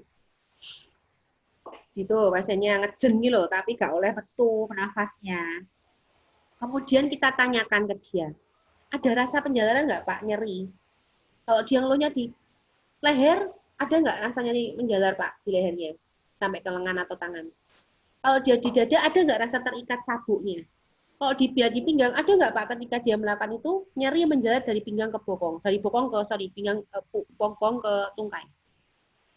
Seperti itu, misalnya nafsiker dan falsafah. Falsafah yang gini, nafsiker yang ditekan di vena jugular eksterna, kemudian suruh dia ngejen.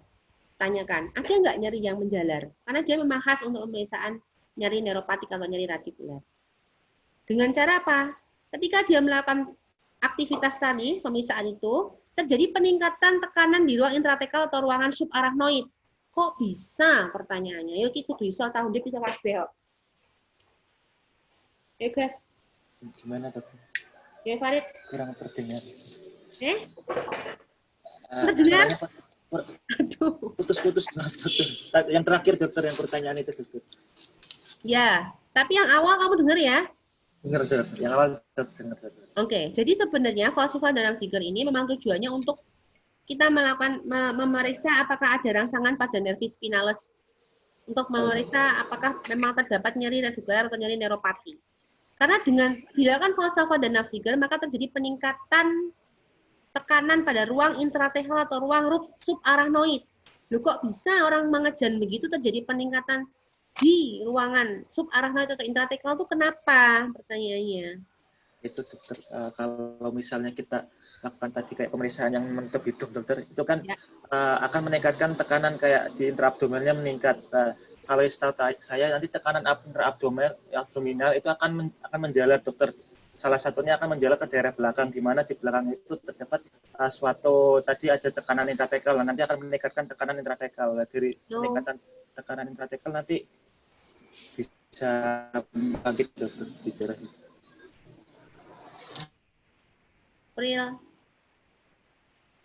Kalau menurut saya itu tuh berhubungan dengan dari produksi LCS sampai nanti dia tuh ke ruang subarachnoid. Kalau misalkan LCS itu kan kalau pada saat kita berkontraksi LCS-nya itu kan dia akan naik kan. Kemudian LCS itu tuh juga akan didistribusikan ke sekitar medula spinalis juga ke bawah. Yang melalui nanti ada foramen Luska dan Magendie itu. Nah, kalau misalkan di situ kita dalam posisi mengejar, nanti tuh di situ akan jadi penumpukan LCS-nya. Nah, makanya bisa nyeri seperti itu. Oke, ya, hampir betul.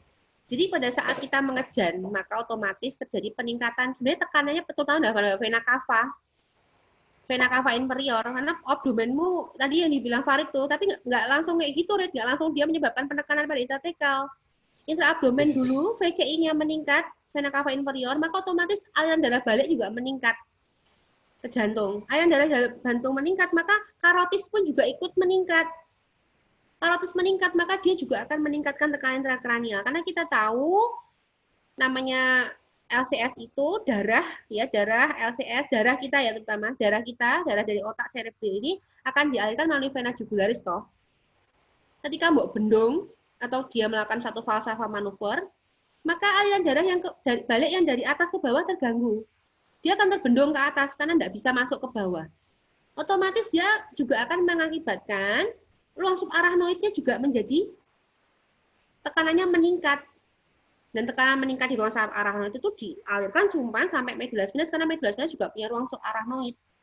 Maka timbullah penekanan pada foramen intervertebralis sehingga menimbulkan entrapment pada nervus ischiadicus, timbullah nyeri yang sifatnya menjalar karena memang nervus foramen intervertebralis itu tempat dari keluarnya radix nervis spinalis.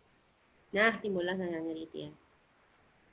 Jadi falsafah Ziegler tidak hanya untuk nyeri pinggang saja, untuk nyeri pinggang menjalar ya, tidak hanya untuk nyeri pinggang menjalar, bisa untuk daerah servikal, bisa juga untuk daerah torakal karena medula spinalis kita juga ada ruangan intratekal atau ruangan subarachnoidnya. Itu ya. Nah, Ziegler positif, oke, berarti nyeri radikular dia positif. Nah, sekarang kita sudah bahas. Nah, ada mau tanya lagi nggak? Jelas nggak sampai sini? Jelas dokter, mungkin. Nah, kalau sudah begitu, maka kita akan belajar memformulasikan diagnosis klinis, topis, dan etiologis. Kalau ternyata, misal, saya punya kasus, seorang pasien laki-laki usia 55 tahun datang dan keluhan nyeri pinggang kiri sejak 6 bulan yang lalu, makin lama makin berat. Nyeri dirasakan menjalar dari mulai bokong sampai ke tungkai bawah lateral. Disertai dengan rasa kesemutan dari mulai lutut sampai dengan daerah punggung kaki. Nyeri bertambah berat ketika dia batuk dan mengejan. Ya, tidak disertai kelemahan anggota gerak. Fungsi miksi dan defekasi masih bagus. Fungsi ereksi masih bagus. Dari pemeriksaan fisik didapatkan inspeksi deformitas vertebra negatif, atrofi otot paravertebra positif pada daerah lumbal, pada daerah pinggang, kontraksi ototnya positif. Ya. Palpasinya ada nyeri tekan pada paravertebra sekitar lumbal 4551 daerah pinggang bawah. Ya. Pada penekanan prosesus spinosus tidak didapatkan kelainan. Didapatkan trigger point pada pinggang kiri sejajar lumbal 4551. ROM-nya untuk gerakan pada ekstremitas pada sisi kirinya terbatas. Lasek ekstremitas bawah kiri positif 30 derajat. Kontralasek ekstremitas bawah kanan positif. Bragat sisi tungkai kiri bawah positif. Petrik kontrapetrik negatif pada kedua tungkai. Oke, diagnosis klinismu apa? Ikvina.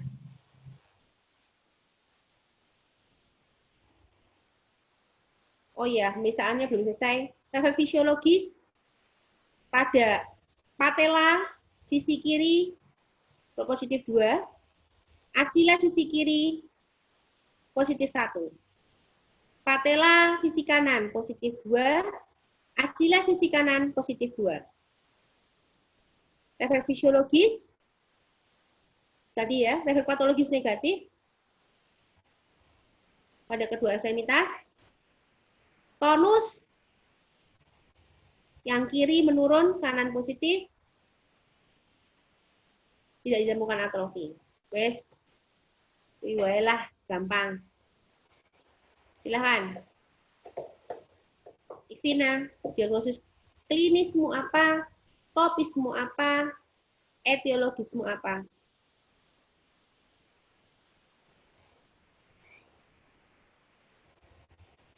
Mohon maaf dokter, tadi punya saya putus-putus dari awal sampai tengah, jadi saya hanya terdengar yang di akhirnya saja. Oke, tak ulangi lagi ya. Tak ulangi lagi. Seorang laki-laki usia 54 tahun datang dengan keluhan nyeri pinggang menjalar ke tungkai kiri sejak 6 bulan yang lalu, makin lama makin berat. Disertai dengan adanya kesemutan dan rasa tebal mulai dari lutut sampai dengan punggung kaki kiri. Ya. Memberat dengan batuk, nyerinya memberat dengan batuk, mengejan, bersin. Ya. Tidak didapatkan adanya kelemahan anggota gerak bawah. Fungsi BAB dan BAK-nya masih normal, fungsi ereksi masih normal. Tidak ada riwayat trauma sebelumnya. Dari pemeriksaan fisik didapatkan inspeksinya deformitas vertebra, skoliosis maupun kifosis negatif. Tidak didapatkan atrofi pada otot-otot paravertebra, tetapi didapatkan spasme pada otot-otot paravertebra di sekitar pinggang antara lumbal 4551. Pada palpasi didapatkan adanya nyeri pada muskulus paravertebra di sekitar pinggang, sesuai dengan tadi yang inspeksinya ada kontraksi. Pada penekanan prosesus spinosus, tidak didapatkan nyeri, masih dalam batas normal. Pada pergerakan range of motion, gerak aktif ke kiri berkurang. Pemeriksaan kekuatan motorik, semuanya masih normal. 5-5-5-5 pada keempat ekstremitas. Refleks fisiologis, anggota gerak bawah ya yang kiri pada pemeriksaan refleks fisiologis patella positif 2, Achilles positif 1. Refleks fisiologis patella, tungkai kanan positif 2. Refleks fisiologis Achilles kanan positif 2. Tidak didapatkan atrofi. Tidak didapatkan refleks patologis. Ya. Lasek tungkai kiri positif 30 derajat. Oponel tungkai kanan positif 30 derajat. Bragat kiri positif 30 derajat. Bragat kanan negatif. Patrick kontra Patrick kedua tungkai negatif. Jelas semua? Jelas? Ya, silakan. Diagnosis klinis, topis, dan etiologismu apa?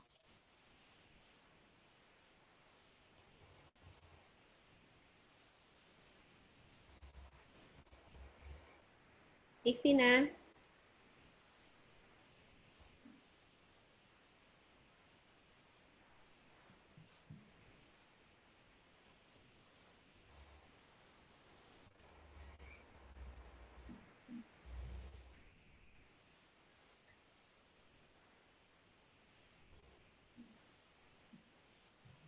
Iktina, ada ide? Apapun itu silahkan. Enggak masalah, kamu salah, enggak apa-apa. Buat saya sangat menghargai. Kamu salah, tapi kamu jawab itu lebih bagus. Artinya kamu ikut berusaha untuk punya atensi terhadap skills kali ini. Mohon maaf dokter, izin menjawab setahu saya. Ya, April, silahkan April. Jadi untuk diagnosis klinisnya tadi nyeri pinggang sampai kaki kiri, menjalar sampai telapak kaki dok, kalau nggak Ya, salah. punggung kaki. Betul. Punggung kaki, kemudian disertai kesemutan dan tebal sampai ke punggung kaki kiri. Kemudian lebih berat dengan batuk, kemudian Achillesnya tadi yang kiri itu positif 1 aja. Kalau yang kanan itu positif 2. Kemudian untuk diagnosis topisnya itu lesi di L5 sampai S1 kalau nggak salah dok. Sedangkan kalau yang etiologinya itu bisa karena HNP. Oke. Bagus. Ya, 70 kamu dapat lah, 75. Ya, lulus lah ya, 75 tuh. Bagus tuh April. Ada yang mau melengkapi? Itu sudah bagus banget loh, menunjukkan bahwa dia mau mengikuti dengan baik. Dia tahu sebutkan tuh hal-hal yang menurut dia nggak pas itu dia sebutin. Meskipun dia belum bisa menyebutkan bahasa ilmiahnya, tapi dia sudah ngerti, oh di sini ada kelainan, di sini ada kelainan. Ini loh yang nggak bener. Karena dia bilang onsetnya 6 bulan ya, April, maka kamu bilang, oh ini nyeri neuropatik nih. Ini nyeri neuropatik, onsetnya 6 bulan, oh kemungkinan suatu HNP. Bagus. Buat saya dengan seperti itu, kamu berarti sudah ngerti ada yang nggak normal di situ. Mau ada yang ngelengkapin?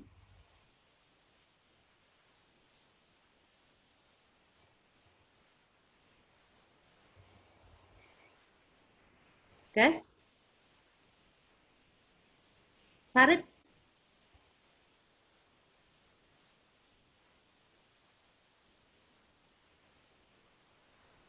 Nurul?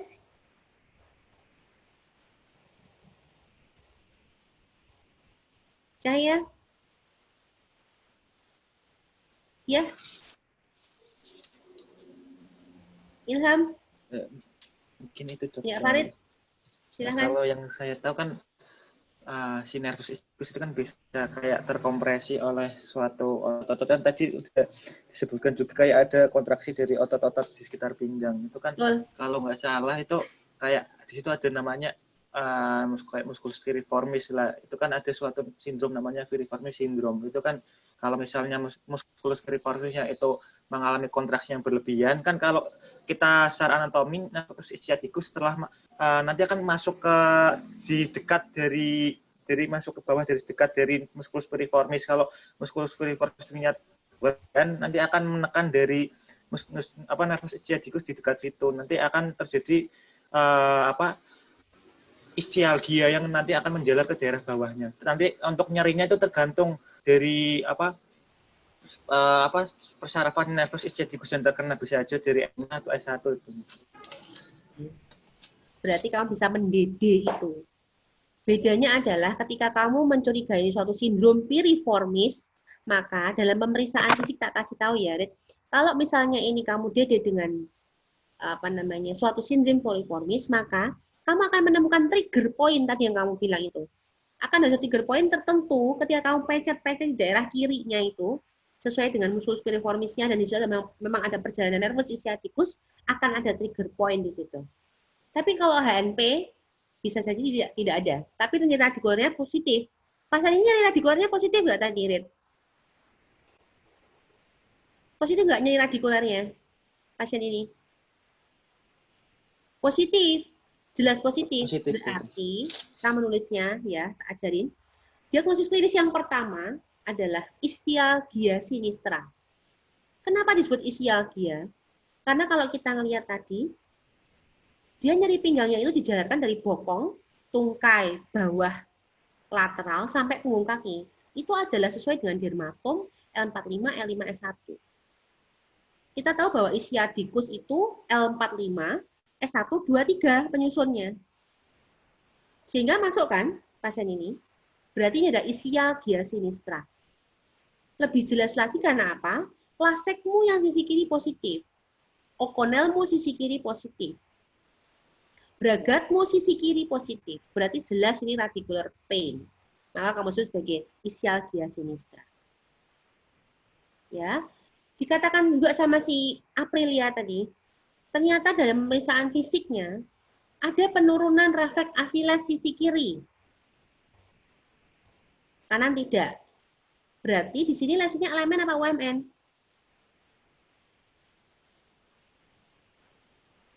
Ada penurunan refleks fisiologis berarti elemen atau UMN? LMN, dokter. LMN. Oke. Ada penurunan refleks fisiologis sisi kiri. Betul. Ada gangguan sensibilitas. Mulai dari tungkai bawah sisi kiri yang lutut sampai dengan punggung kaki. Sesuai dengan dermatom juga L5S1. Dan 45 L5S1.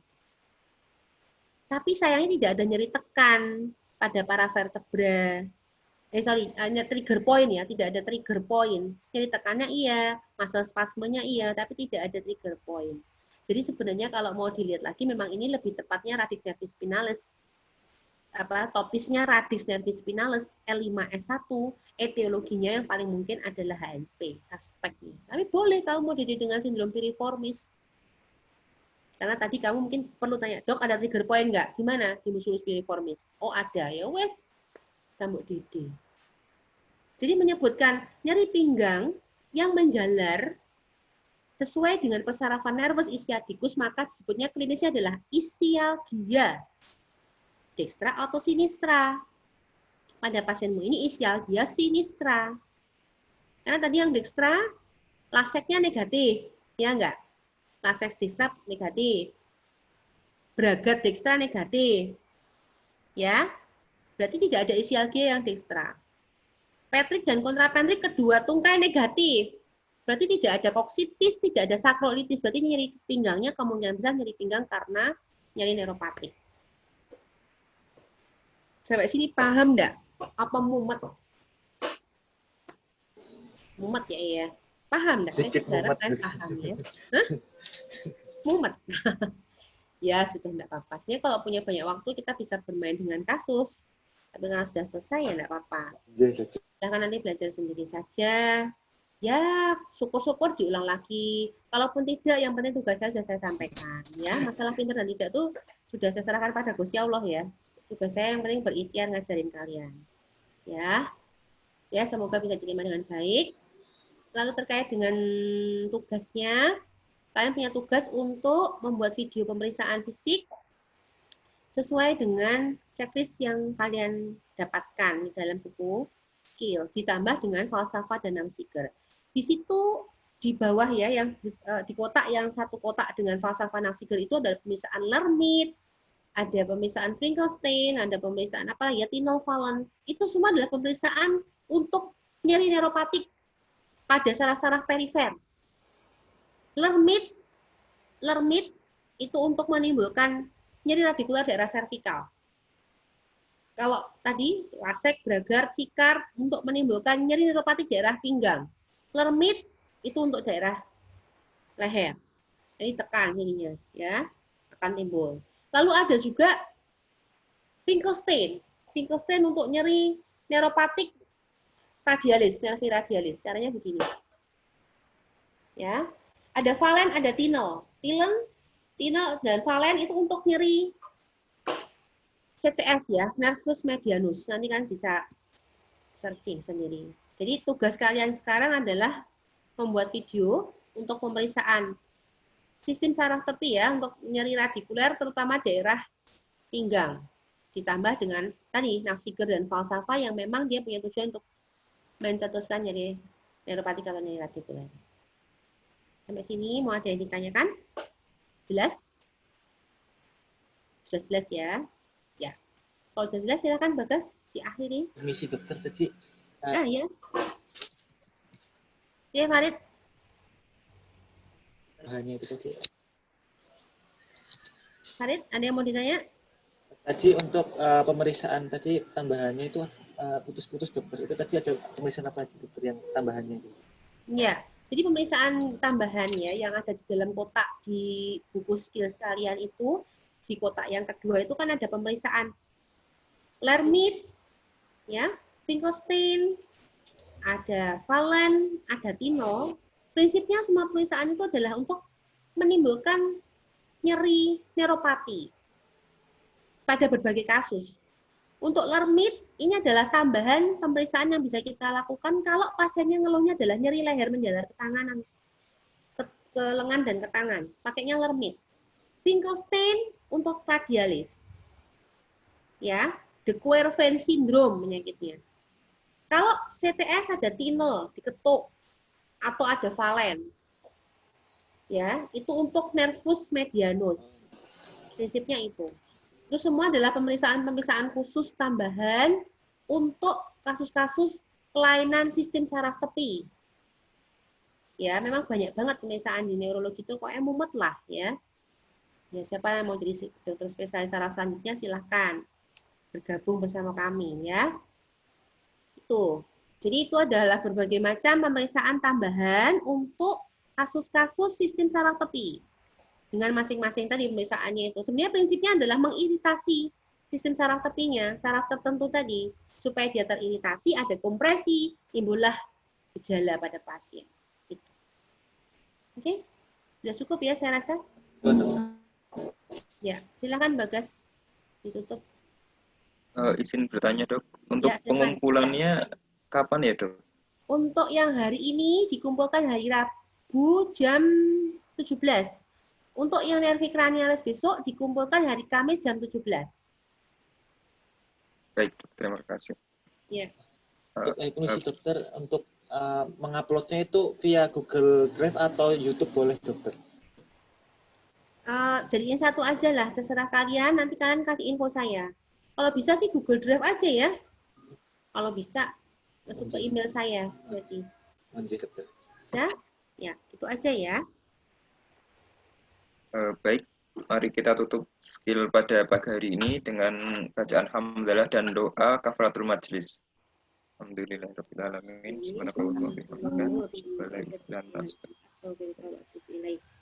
Baik, terima kasih atas perhatiannya. Mohon maaf bila ada kesalahan. Semoga kalian bisa belajar dan menerima apa yang saya sampaikan dengan baik. Saya akhiri, wabillahi taufiq wal hidayah. Wassalamualaikum warahmatullahi wabarakatuh.